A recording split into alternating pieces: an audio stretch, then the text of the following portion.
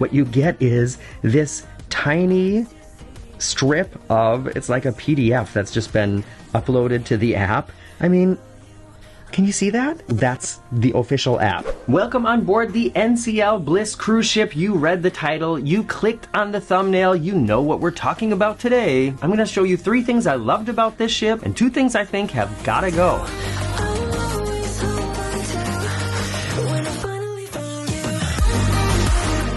Welcome back to the Very Unofficial Travel Guides. I'm Morgan. I've been making travel videos for over 15 years of popular and not so popular tourist destinations to give you a very honest, unofficial look at what it's like to be there. I also just brought out a brand new book called Places, Please, which is filled with stories of traveling across the United States and other international destinations while working as a professional musical theater performer when I was a much younger man. You can check out Places, Please and my other book, Getting Stitches on a Cruise Ship. They're available on Amazon now. Alright, let's talk about this ship. We boarded the Bliss in Los Angeles and have cruised down the coast here to Cabo San Lucas, Mazatlan, and Puerto Vallarta. There's going to be other videos about what we did in those ports. And honestly, it's been a while since I've cruised with NCL. My last 3 cruises have been with Royal Caribbean, so this has been fun to try it out again and compare it. And I also made a video talking about what I think Royal does better than NCL and what I think NCL does better than Royal. It's been surprisingly one-sided, actually. The Norwegian Bliss is the 4th newest ship from this cruise line. It has a lot of great things to offer, and one of the things that I have enjoyed the most about being on this ship is a space called the Observation Lounge. On deck 15, directly below the buffet, is another very large space. In fact, I think the space is the same size as the buffet, and it's called the Observation Lounge. It's filled with great places to sit and also lounge. You can even take a nap in there. And they offer a light version of what's offered in the buffet for breakfast, lunch, and also sort of happy hour snacks as well. Some evenings there's also somebody playing the piano and singing here too. And we have really enjoyed having this space on board, not only to get a snack, not only because it is a fantastic place to grab a coffee really quickly in the morning before you want to go to breakfast. We all know how crowded the buffet can get at breakfast time. And I feel like a lot of people don't even realize that the Observation Lounge is there. This is a fantastic concept. I wish there were more spaces like this on other cruise ships where you know you can go there and immediately get a table to play cards or read your book and have some place to get a coffee or a drink right there. Another space I love on this ship is the waterfront area. This is something that is standard on all newer NCL ships. The Breakaway, the Getaway, the Bliss, not on the Epic. On deck 8, almost all of the bars and restaurants have, in addition to the indoor seating, also outdoor seating. You can sit outside close to the ocean and sip your mojito or have your nachos at the Mexican restaurant. On so many cruise ships, you don't feel like you're close to the water. All the activities happen indoors or on the top deck. And of course, the top deck is outside and you can see the ocean if you go to the edge and look over, kind of. But here, it feels like being on a ship. It feels like being close to the ocean, and especially when you're cruising someplace with fabulous weather here like California and Mexico, it's just really, really great. I wish more ships do this. I don't understand why they don't. It's probably because many ships also cruise in colder areas like Alaska and Northern Europe, and then they don't need this outdoor space, but it's nice. I like it. I want more.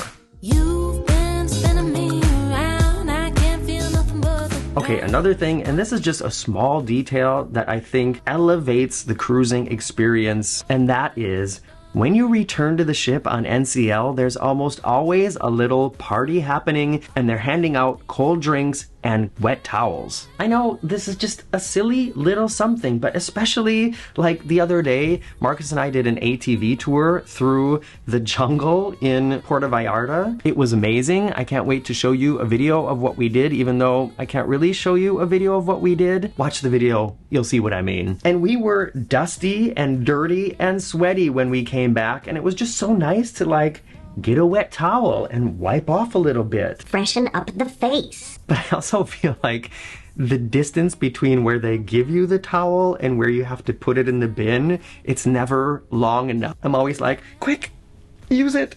Leave it to me to compliment something and complain about it in the same sentence. Welcome to the Very Unofficial Travel Guides. It's not only nice to have, but it's then almost something that you look forward to when you're leaving the port. And on other cruise lines that don't do it or don't always do it, coming back to the ship is just kind of blah.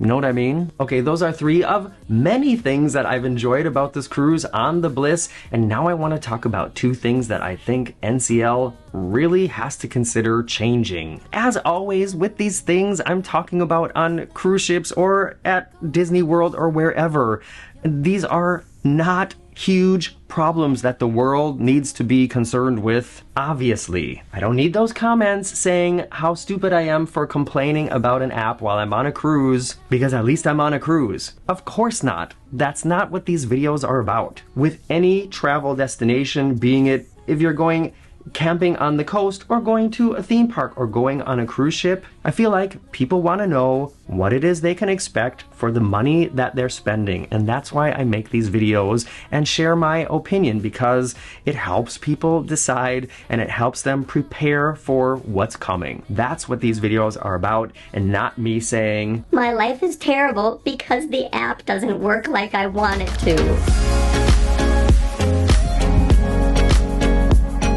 I talked about this a lot in my NCL versus Royal Caribbean video, but I'm going to go into it again just for a little bit here. On other cruise ships, when you book an internet package, you're booking it for the length of the cruise. That seems modern and sensible to me, and I think basically everybody else in the world. Not to NCL. On NCL, when you book an internet package, you're paying for minutes, and that seems so old school. That means you have to go into the app, go online, do what you want to do quickly, and then sign off again, or otherwise, within like the first few hours, you're going to use up all your internet for the whole cruise. And it almost seems like a trick to make sure that everybody buys more internet because they make that mistake. And not only that, the app is so much less intuitive and easy to use, at least in my opinion, compared to other cruise lines apps.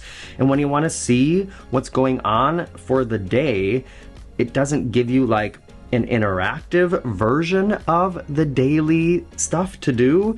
What happens, I'll just show you this. When you click on what's happening, for instance, what you get is this tiny strip of, it's like a PDF that's just been uploaded to the app. I mean, can you see that? That's the official app. Of course, yes, you can zoom in and scroll up and down, but is it so hard to program an app that's better than this? This does not seem like one of the best and most popular cruise lines in the world. This seems old school. Okay, and continuing to another first world problem that I want to mention, and that is the go-kart track here on board. Marcus and I did the go-karts the other night, and I was very pleasantly surprised at how fast and fun it was. I don't know, I mean, I've done tons of go-karts in my life. In Minnesota, where I grew up, there are places to go go-karting all over in the summer. It's one of my favorite things to do with my nieces and nephew in Minnesota. So I am an experienced go-kart driver, and these were so much faster than I was expecting it to be on a cruise ship. And I think they're the first electric go-karts that I've done. They were fun. And compared to other like signature top deck activities on cruise ships, like huge water slides, surfing simulators, high skydiving simulators, zip lines, things like that, this go-kart track is pretty high up there on the list. Here's the thing that I think needs to change, and that is you have to pay to do it. And I just don't like that when you compare it to so many other cruise ships like